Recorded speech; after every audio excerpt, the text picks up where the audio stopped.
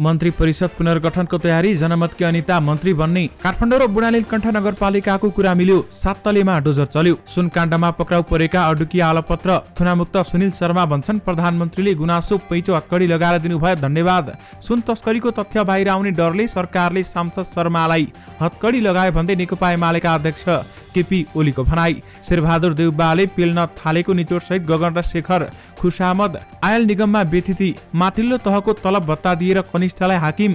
संसदमा नयाँ दृश्य, अवरोधका विरुद्ध अवरोध। कांग्रेस सभापति शेरबहादुर देउबा र गृहमन्त्री नारायण काजी श्रेष्ठबीच भेटवार्ता।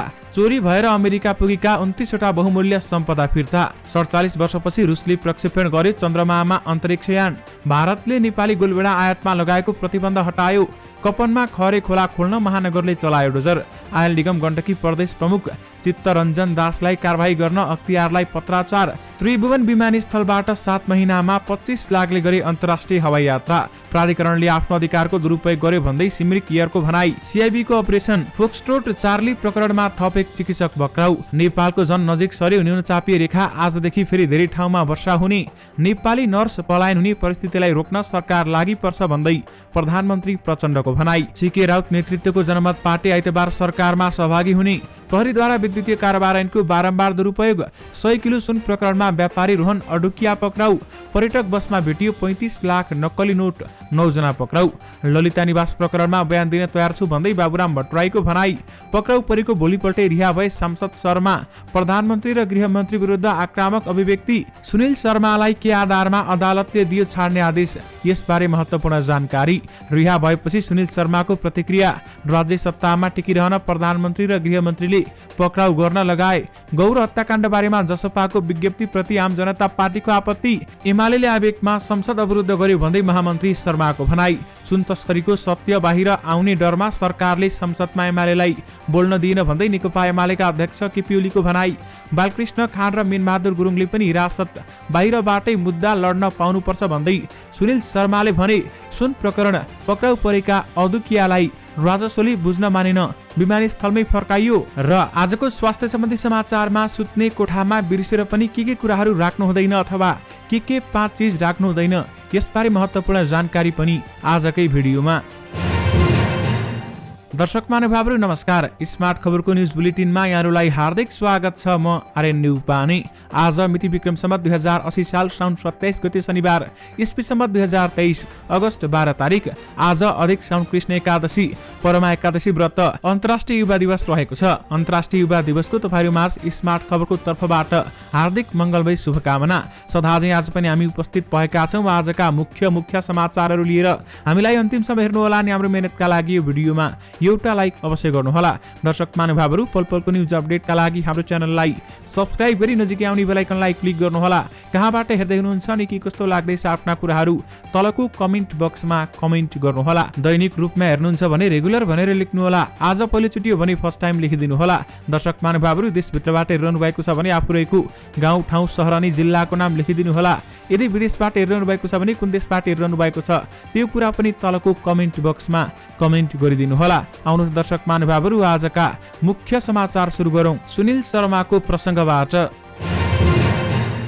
दर्शक महानुभावहरू सुनिल शर्मालाई के आधारमा अदालतले छाड्ने आदेश दियो त आउनुहोस् तपाईहरुलाई यसबारेमा जानकारी गराउँ।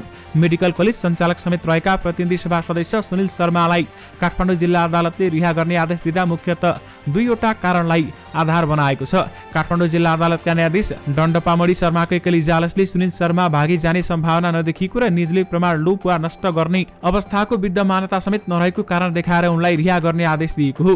अदालतको आदेशमा सुनिल शर्माको हकमा 2079 साउन 5 मा केन्द्रीय अनुसन्धान ब्युरोलाई निजको शैक्षिक योग्यताको आधारमा राष्ट्रिय परीक्षा बोर्डले पत्राचार गरेकामा 1 वर्षको अवधिमा कुनै अनुसन्धान प्रक्रिया नै अगाडि नबढाएको समेत जिकिर गरिएको छ। कुनै पनि व्यक्तिलाई अनुसन्धान गर्नका लागि मुलुकी अपराध संहिता 2074 बमोजिमको अपराधमा मुलुकी फौजदारी कार्यविधि संहिता 2074 को दफा 57 बमोजिम अनुसूची 1 र 2 का मुद्दामा जरुरी पक्राउ पूर्जी समेत दिई पक्राउ गर्न र मुद्दा अनुसन्धानका लागि थुनामा राखी अनुसन्धान गर्न सक्ने हुने पनि आदेशमा भनिएको छ। आदेशमा अगाडि भनिएको छ, अनुसन्धानमा कुनै पनि व्यक्तिलाई थुनामा राख्दा निज भागी जाने सम्भावना छ कि छैन, निजले प्रमाणको लोभ नाश गर्न सक्छ कि सक्दैन भन्ने समेत हेर्नुपर्ने हुन्छ। यसैबीच अदालतको आदेशपछि शुक्रबार राति नै शर्मा रिहा भइसकेका छन्। दर्शक महानुभावहरू, शर्माले रिहा भइसकेपछि प्रधानमन्त्री र गृहमन्त्री विरुद्ध चर्को भाषण अथवा चर्को बोलेका छन्। नेपाली कंग्रेसका सांसद डाक्टर सुनिल शर्माले राज्य सत्तामा टिकिरहनका लागि आफूलाई प्रधानमन्त्री र गृहमन्त्रीले पक्राउ गराएको आरोप लगाएका छन्। काठमाडौँ जिल्ला अदालतले थुनामुक्त गरी अनुसन्धान गर्न आदेश दिएसँगै थुनामुक्त भएको उनले यस्तो बताएका हुन् र सांसद शर्माले सुन तस्करका संरक्षक स्वयं उपप्रधान एवं गृहमन्त्री नारायण काजी श्रेष्ठ र अर्थमन्त्री डाक्टर प्रकाश महत रहेको दावी गर्दै 30 वर्ष पुरानो फाइल खोलेर तेस्रो पटक पक्राउ गरेको बताएका छन्। उनले आफूले आइएको शिक्षा भारतबाट लिएको र सो कुरा अदालतमा प्रमाणित गरेर देखाउने समेत बताएका छन्। सांसद शर्माले आफूलाई प्रधानमन्त्री पुष्पकमल दाहाल प्रचण्डको निर्देशनमा पक्राउ गरिएको भन्दै शान्ति सम्झौताका लागि वातावरण बनाइदिने आफूलाई प्रधानमन्त्री प्रचण्डले हतकडी लगाएर गुण तिरेको भन्दै कटाक्ष गरेका छन् र उनले कंग्रेसले नेकपा माओवादी केन्द्रसँगको सहकारी तोड्नु पर्ने समेत बताएका छन्। साउन 3 गते बरामद भएको 100 केजी सुन प्रकरणमा पक्राउ परेका 30 वर्षीय रोहन अदुकियालाई राजस्व अनुसन्धान विभागले जिम्मा लिन अस्वीकार गरेको छ। उक्त तस्करी प्रकरणमा आफूहरूको खोजीको सूचीमा नरहेको भन्दै राजस्वले उनलाई लिन अस्वीकार गरेको हो। त्रिभुवन विमानस्थल सुरक्षा प्रमुख अर्जुन चन्द ठकुरीले अदुकियालाई शुक्रबार दिउँसो राजस्व अनुसन्धान विभागमा लगे पनि बुझ्न अस्वीकार गरेको बताएका छन्। राजस्वले बुझ्न इन्कार गरेपछि अदुकियालाई फर्काएर विमानस्थल अध्यागमन कार्यालयमै जिम्मा लगाएको ठकुरीले बताएका छन् भने राजस्वको पत्र अनुसार अदुकियाको राहदानी कालो सूचीमा राखेर निगरानी गरिरहेको थियो। शुक्रबार उनी दिल्लीबाट काठमाडौँ उत्रेपछि चेक जाँच गर्दा अध्यागमनको टोलीले प्रहरीको सहयोगमा नियन्त्रणमा लिएको थियो। राजस्वले नै पक्राउ गरी बुझाउनु भनी पत्र पठाएकाले उनलाई शुक्रबार नियन्त्रणमा लिएर त्यही कार्यालयमा पठाएको थियो। तर सुन तस्करी प्रकरणको अनुसन्धान राजस्व एक साताभित्र केन्द्रीय अनुसन्धान ब्युरो सीआईबीलाई बुझाइसकेकाले उनलाई लिन अस्वीकार गरेको हो। काठमाडौँको कपनमा महानगरपालिकाले बिहिबार चलाउन खोजेको डोजर एक दिनपछि शुक्रबार मात्रै चलेको छ। बुढालिनकण्ठ नगरपालिकाको सिमानामा पर्ने कपन खोला पुरिएको भन्दै महानगरपालिकाले लगेको डोजर स्थानीय बासिन्दाको अवरोधले चल्न सकेको थिएन। बुढालिनकण्ठ नगरपालिका वडा नम्बर 10 र 12 तथा काठमाडौँ महानगरपालिका वडा नम्बर 6 र 7 को सिमानालाई निर्धारण गर्न 4 जना वडाध्यक्षले नापी कार्यालय चाबेलमा बसेर सहमति गरेपछि अतिक्रमित क्षेत्रमा शुक्रबार भने डोजर चलिसकेको छ। सहमति अनुसार काठमाडौँ 7 नम्बर वडा र बुढा नीलकण्ठ 10 नम्बर 20 को धोबी खोलादेखि 7 तल्लीसम्मको खरे खोलामा राखिएको हिउँ पाइप काठमाडौँले निकालेको छ। नापी विभागले देखाएको नक्सा अनुसार धोबी पालिकाको सिमाना र खरे भाग रेखाङ्कन गरी छुट्याउने सहमति भएको काठमाडौँ 7 का वडाध्यक्ष विमल होडाले जानकारी दिएका छन्। खरे खोलामा बिछाइएको हिउँ पाइप निकाल्ने तर धोबी खोला करिडोर जोडिने पाथिपारा बस्ती र समता टोल जाने बाटो 7 तल्लीको चोकमा भने केही दिन हिउँ पाइप जस्ताको तस्तै राख्ने सहमति भएको छ भन्दै हाडाले भनेका छन्। दर्शक महानुभावहरू, दैनिक रूपमा आवजावत गर्ने बाटो नै खोलाले अवरोध गर्ने भएपछि सो स्थानमा हिउँ पाइप नहटाउने निर्णय भए पनि जतिसक्दो छिटो बिली ब्रिज राखेर हटाउने महानगरले जनाइसकेको छ। दर्शक महानुभावहरू, बुढालिनकण्ठ नगरपालिका भने नक्सा अनुसार खोला खोल्नेमा सहमति भए पनि काठमाडौँ महानगरको व्यवहारबाट रुष्ट भएको छ। महानगरका मेयर बालेन्द्र शाह बालेनले एक जनप्रतिनिधिलाई अर्को जनप्रतिनिधिले गर्नुपर्ने व्यवहार नगरेको भन्दै बुढालिनकण्ठका जनप्रतिनिधि रुष्ट बनेका छन्। 10 नम्बरका वडाध्यक्ष नवराज भट्टराईले काठमाडौँ महानगरपालिकाका मेयरले बिहिबार बुढालिनकण्ठका मेयरसँगको भेटमा सँगै गएर नापीमा छलफल गर्ने भनी पनि रेस्पोन्स नगरेको बताएका छन्। मेयर बालिन छलफल र वार्ताबाट भाग्ने डोजर लगाएर स्थानीय तर्साउन खोज्नेमा मात्रै अग्रसर हुनुहुँदो रहेछ। वडाध्यक्षहरूको पहलमा वार्ता भयो भन्दै उनले यस्तो बताएका हुन्। भट्टराई जस्तै बुढालिनकण्ठका मेयर मिठाराम अधिकारीले बालनले बाल नदिएको संज्ञा दिएका छन्। प्रमुख प्रतिपक्षी दल नेकपा एमालेका अध्यक्ष एवं पूर्व प्रधानमन्त्री केपी शर्मा ओलीले सुन तस्करीको सत्य बाहिर आउने डरमा सरकारले संसदमा आफ्नो पार्टीलाई बोल्न नदिएको आरोप लगाएका छन्। कंग्रेस सांसद सुनिल शर्मालाई सुन तस्करी बारेमा बोलेपछि सरकारले पक्राउ गरेको दावी गर्दै ओलीले आफ्नो पार्टीका सांसदहरूलाई पनि बोल्न नदिन कंग्रेस सांसदहरू संसद बैठकमा उठ्न थालेको दावी गरेका छन्। यो सुन तस्करी काण्डमा प्रतिपक्ष बोल्छ भनेर सत्तापक्षले प्रतिपक्ष बोल्न थालेपछि महाभारतको युद्धमा अवस्था बोलेपछि त्यही गर्छ गर्छ। अहिले सत्तापक्ष हामीले उठेर बोल्न थालेपछि सबै उठेर नगरा बजारे त्यो सत्य उजागर होला भने चाहिँ पहिला बोल्नै दिँदैन, व्यवस्थापन गर्छ भन्दै उनले भने। काठमाडौँमा भएको कार्यक्रममा उनले सरकार आफै सो प्रकरणमा संलग्न रहेका आरोप लगाउँदै सत्य बाहिर आउने डरले यसबारेमा बोल्ने जो कोहीलाई पनि सांसद शर्मालाई जस्तै हत्कडी लगाइदिने चेतावनी दिएको समेत बताएका छन्। अध्यक्ष ओलीले भारतले पनि सो सुन प्रकरण बारेमा गम्भीर प्रश्न उठाएको उल्लेख गर्दै त्यसको सत्य तथ्य पत्ता लगाउने काममा आफ्नो पार्टी लागि परेको समेत बताएका छन्। भारतले नेपालबाट गोलभेडा आयातमा लगाएको प्रतिबन्ध हटाएको छ। भारतीय अर्थमन्त्री निर्मला सीतारमणले नेपालबाट गोलभेडा आयातमा लगाएको प्रतिबन्ध फुकुवा गरिएको जानकारी दिएकी हुन्। भारतको संसदमा सम्बोधन गर्दै उनले नेपालबाट गोलभेडा आयातको प्रक्रिया थालेको बताएकी थिइन् भने नेपाली गोलभेडा आयातमा लगाएको प्रतिबन्ध फुकुवा बारेमा अर्थमन्त्री सीतारमणले संसदमा जानकारी गराएको कुरा र द इकोनोमिक्स टाइम्सले यसबारेमा लेखेको छ। उनले नेपालबाट आयात हुने गोलभेडा वाराणसी, कानपुर र लखनऊमा शुक्रबारदेखि भित्रिन सुरु हुने समेत बताएकी थिइन्। तर नेपालको वाणिज्य मन्त्रालयले भने भारतले नेपालबाट गोलभेडा लैजाने विषयमा कुनै औपचारिक जानकारी नआएको बताएको छ। मन्त्रालयका सचिव मधुकुमार मरासिनीले नेपालबाट गोलभेडा लैजाने बारेमा कुनै पनि औपचारिक जानकारी नभएको दावी गरेका छन्। भारतको प्लान्ट क्वारेन्टिन लिस्टमा नेपाली गोलभेडा परेको भन्ने मात्रै जानकारी आएको उनले बताएका छन् भने भारतको प्लान्ट क्वारेन्टिन लिस्टमा नेपाली गोलभेडा परेपछि अब भारतको आयात प्रतिबन्ध हट्यो। सचिव मरासिनीले भने तर औपचारिक रूपमा कसरी ती वस्तु आयात गर्ने भन्ने बारेमा भारतले केही भनेको जानकारीमा छैन भन्दै उहाँले बताउनुभयो। भारतमा कम वर्षातका कारण उत्पादनमा ह्रास आएपछि गोलभेडाको मूल्य आकाशिएको छ। यद्यपि भारतले नेपाली गोलभेडा आयातमा लगाएको प्रतिबन्ध भने हटाएको छ। प्रहरीको केन्द्रीय अनुसन्धान ब्युरो सीआईबीले चलाएको अपरेसन फोक्सट्रोट चार्लीमा पक्राउ पर्नेको संख्या 6 पुगेको छ। सीआईबीका प्रवक्ता एसपी नवराज अधिकारीका अनुसार ब्युरोले इशान बाल अस्पतालमा कार्यरत चिकित्सक श्रद्धा शिल्पकारलाई पक्राउ गरेसँगै यसमा समातिनीको संख्या 6 पुगेको हो। ब्युरोले बिहीबार यसमा कांग्रेस सांसद सुनिल शर्मालाई पक्राउ समेत गरेको थियो भने शर्मा नोबेल मेडिकल कलेज र काठमाडौँ मेडिकल कलेजका सञ्चालक हुन्। मोरङबाट सांसद निर्वाचित शर्माले 15 दिनअघि सुन तस्करी प्रकरणमा गृहमन्त्री र अर्थमन्त्रीको राजीनामा मागेका थिए। यद्यपि अहिले उहाँ भने रिहा भइसक्नु भएको छ। बिहीबार सीआईबीले शर्मा सहित महोत्तरीका डाक्टर रञ्जित कुमार यादव, त्रिवी शिक्षण अस्पतालमा कार्यरत डाक्टर अमित चौधरी, रौतटका डाक्टर रामबाबु यादव र डाक्टर इरिना शाहलाई पक्राउ गरेको थियो। पक्राउ परेकाहरूलाई ब्युरोले लाजिमपाट स्थित आफ्नो नयाँ कार्यालयमा राखेको छ। यद्यपि सीआईबीको अपरेसन फोक्सट्रोट चार्लीमा थप एक चिकित्सक पक्राउ परेका छन्। 1-2 दिन यता निष्क्रिय जस्तो देखिएको मनसुन शनिबारदेखि यानि कि आजदेखि पुनः सक्रिय हुने मौसमविदले बताएका छन्। मनसुन सक्रिय हुँदा बाढी, पहिरो, डुबान, हवाई तथा स्थल यातायात अवरुद्ध हुन सक्ने सम्भावना समेत रहेको छ। त्यसको विस्तृत जानकारी दिन र पूर्व सतर्कता उपाय अपनाउन आग्रह गर्दै जल तथा मौसम विज्ञान विभागले आज विशेष बुलेटिन जारी गर्ने तयारी समेत गरेको छ। बाढी पूर्वानुमान महाशाखाले आज पनि सूचना जारी गरी आजदेखि नदी तथा खोलाहरूमा जलसतह बढ्ने भन्दै तटीय क्षेत्र र डुबान भइरहने होचा भूभागमा सतर्कता अपनाउन आग्रह पनि गरिसकेको छ। जल तथा मौसम विज्ञान विभागको मौसम पूर्वानुमान महाशाखाकी मौसमविद बिनु महर्जनका अनुसार मनसुनको न्यूनचापीय रेखा नेपाल नजिक, यो रेखा अझै उत्तरतिर सरेर नेपालको जननजिक आइपुगेको छ। त्यसैको प्रभावले नेपालका धेरै ठाउँमा पानी पर्नेछ भन्दै बताइएको छ। एरिया कभरेजको हिसाबले र मात्राको हिसाबले पनि पानी धेरै पर्ने पूर्वानुमान गरिएको मौसमविद महर्जनले जानकारी दिइन्। हिजो र अस्ति अलिकति कम पानी परेको देखिएको छ। आजदेखि मनसुन सक्रिय हुने भएकाले पानी पर्ने क्रम फेरि बढ्नेछ भन्दै उनले भनिन्। उनका अनुसार सोमबारसम्मै मनसुन सक्रिय रहने सम्भावना रहेको छ। आजदेखि नदीहरूको बहाव बढ्ने उल्लेख्य सम्भावना देखिएको छ भन्दै बताइएको छ। आज कोशी, महाकाली, नारायणी, कर्णाली, कन्काई, कमला, पूर्वी राप्ती, पश्चिम राप्ती र बबेमा जल सतह धेरै बढ्न सक्ने अनुमान समेत गरिएको छ।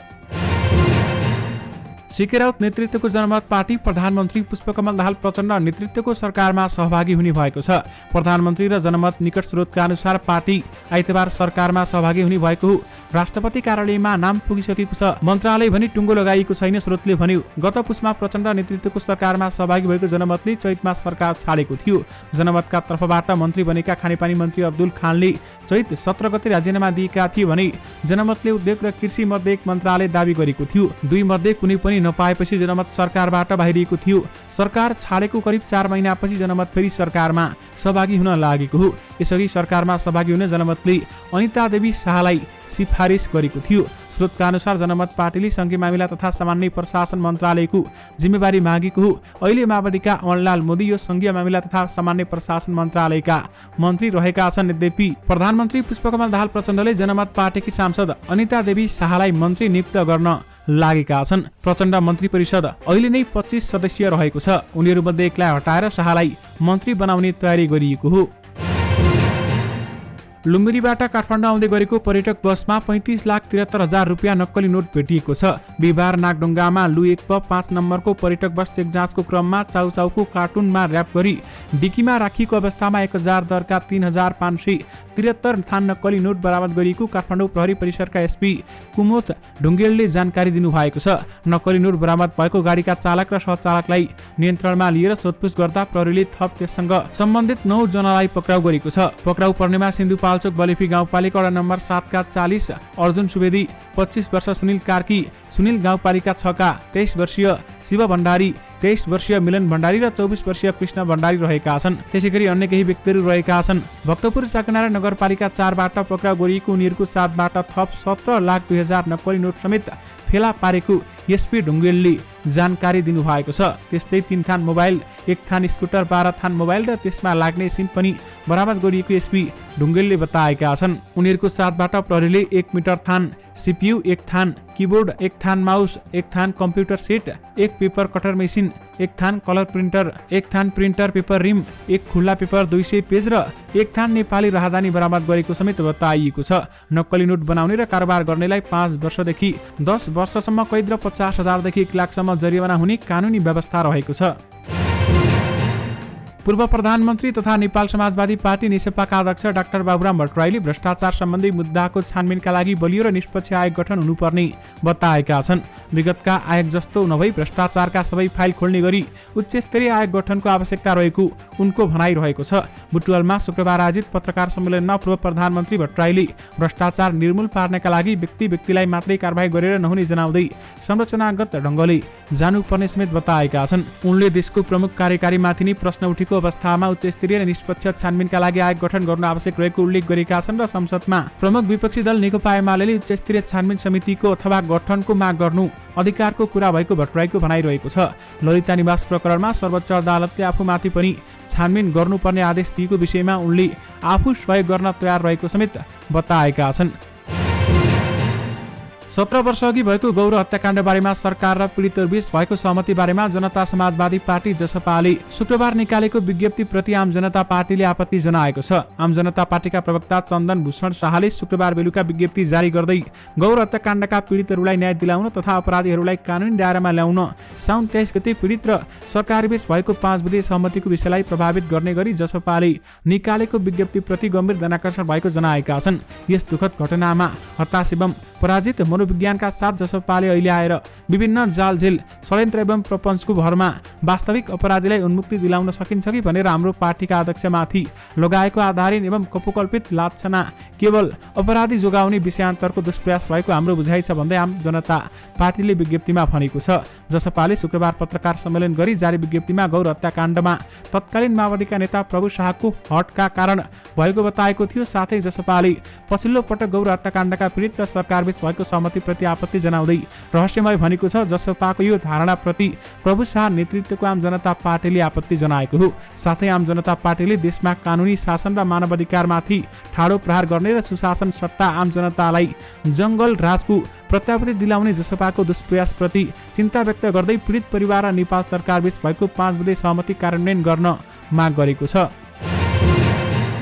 नेपाली कांग्रेसका सांसद सुनिल शर्माले ललिता निवास जग्गा प्रकरण र नक्कली भुटानी शरणार्थी प्रकरणमा पक्राउ परेकाहरूले पनि हिरासत बाहिर बसेर अनुसन्धान गर्न पाउनुपर्ने बताएका छन्। सिएबीको हिरासतबाट रिहा हुने क्रममा सञ्चारकर्मीसँग कुराकानी गर्दै उनले सो कुरा बताएका हुन्। मिनबहादुर जस्ता मान्छेहरू भित्रै छन्, उनीहरूले पनि बाहिर बसेर मुद्दा लड्न पाउनुपर्छ। उनले भने बालकृष्ण खाँडले पनि बाहिर बसेर मुद्दा लड्न पाउनुपर्छ किनभने उहाँहरू भगौडा होइन। साथै उनले आफूले न्याय पाएको भन्दै धेरै मान्छेले न्याय पाउनुपर्ने बताए। आज न्याय मैले पाएको छु, धेरै मान्छेले न्याय पाउनुपर्छ भन्दै शर्माले भने।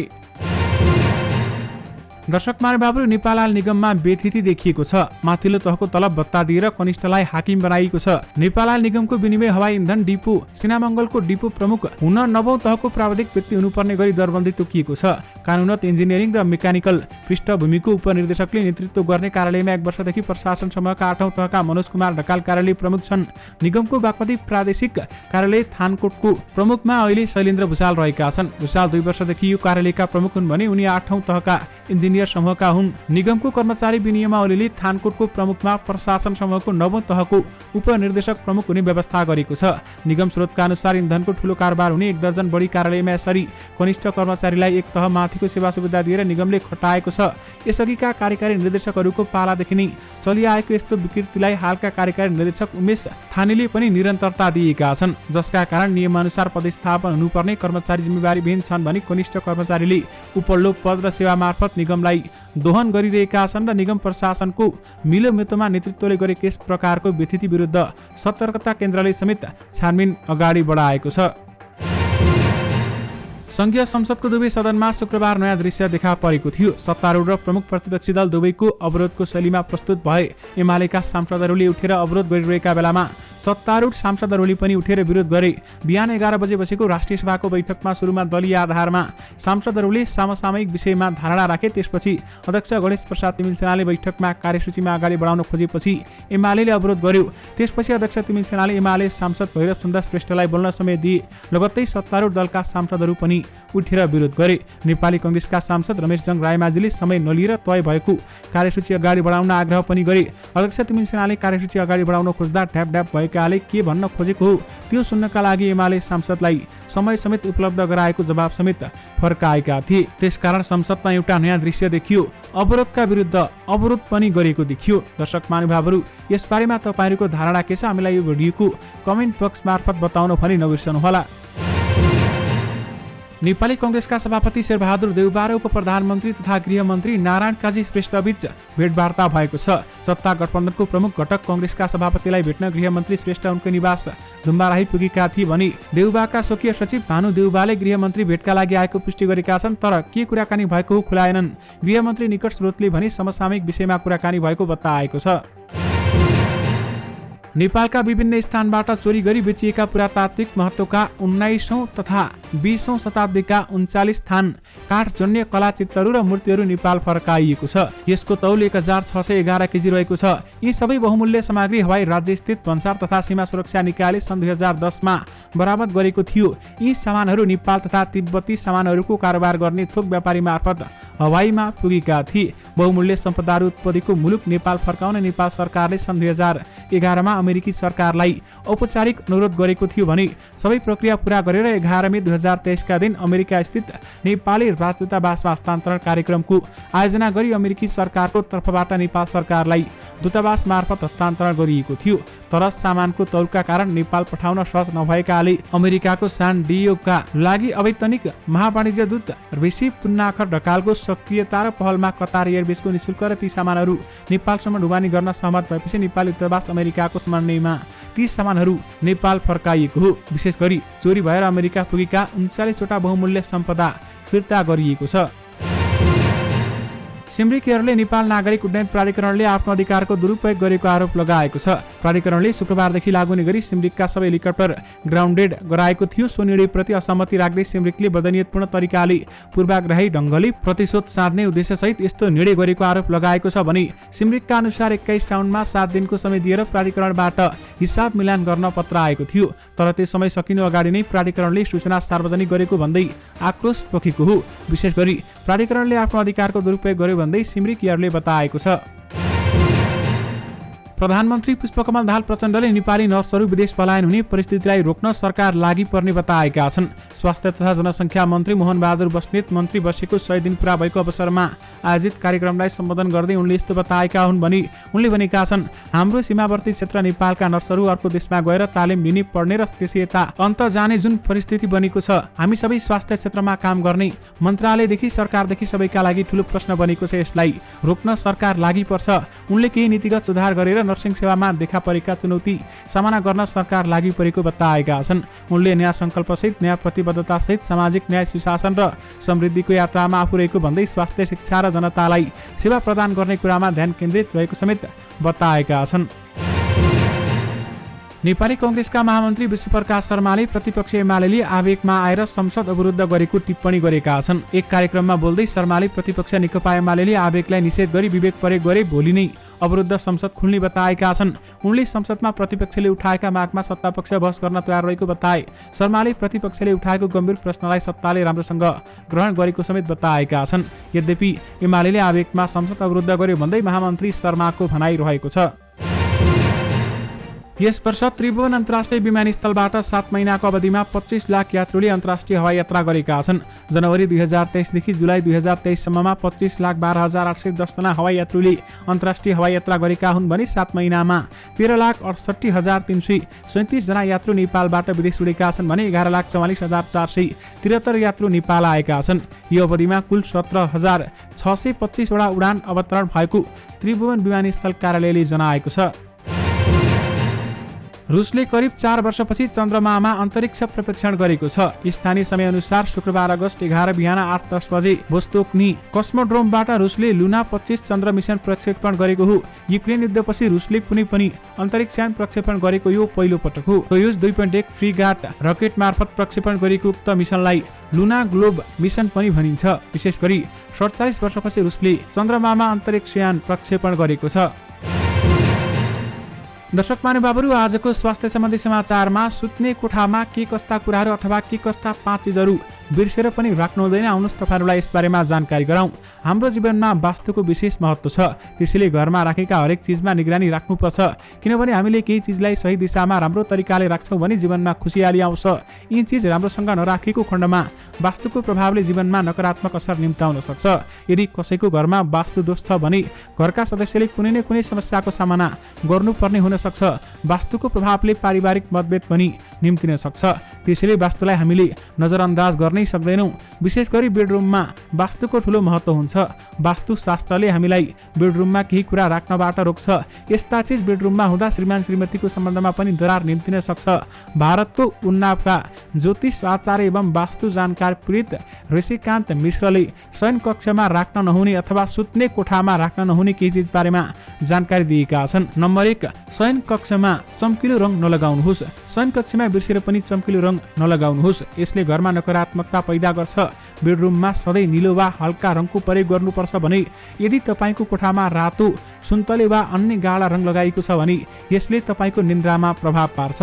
गलत रङ छनौट गर्दा तपाईको मानसिक स्थितिमा पनि गहिरो प्रभाव पर्न सक्छ। नम्बर 2, जुत्ता। बेडरुममा कहिले पनि धुलो लागेको जुत्ता राख्नु हुँदैन, यसले घर बिथोल्छ र नकारात्मक ऊर्जाको सञ्चार गराउँछ। दिनभरि काम गरेर थाकेका कोही मानिसको बानी सिधै बेडरुममा जाने हुन्छ। धेरै थाकेका कारण कोहीले त जुत्ता पनि बेडरुममा नै फुकाल्छन्। यसो गर्दा कोठा फोहोर त हुन्छ नै, यसले शारीरिक र मानसिक समस्या पनि उत्पन्न गर्छ। यी सबै समस्याबाट बच्नका लागि बेडरुममा जुत्ता नलगेकै राम्रो। नम्बर 3, कुचो फोहोरदानी। शयन कक्षमा अथवा सुत्ने कोठामा डस्टबिन वा कुचो राख्दा पनि वास्तुदोष उत्पन्न हुन्छ। त्यसैले यी चिज सुत्ने कोठामा हुनु अशुभ मानिन्छ। यस्ता चिज बेडरुममा राख्दा नकारात्मक ऊर्जा तीव्र रूपमा फैलिन्छ, जसले आर्थिक समस्याको पनि सामना गर्नुपर्ने हुन सक्छ। त्यसैले जति सक्दो छिटो सुत्ने कक्षबाट अथवा सुत्ने कोठाबाट फोहोरदानी र कुचोलाई बाहिर निकाल्नुहोस्। नम्बर 4, मैलो बेडसिट तन्ना। वास्तुशास्त्रमा मैलो तन्ना राख्नु भनेको गलत मानिन्छ। यसो गर्दा घरमा नकारात्मक ऊर्जा फैलन्छ। कालो रङको तन्ना सकेसम्म नहाल्नुहोस्। फोहोर तन्नाले विभिन्न रोग पनि बढाउँछ, साथै फोहोर तन्नाले तपाईको निन्द्रामा पनि असर गर्छ। नम्बर 5, ऐना। शयन कक्षमा ऐना राख्नु हुँदैन, तर राख्नै पर्यो भने सुतिरहेका बेलामा तपाईको प्रतिबिम्ब त्यसमा नपरोस्। यसमा तपाईहरूले विशेष ध्यान दिनुहोला। दर्शक महानुभावहरू, सँगै तपाईँहरूमाझ आजका सबै मुख्य समाचारहरू राखिसकेका छौँ। फेरि पनि तपाईँहरूमाझ नयाँ मुख्य समाचारहरूको साथमा उपस्थित हुने नै छौँ। अहिलेलाई भने मलाई बिदा दिनुहोस्। नमस्कार।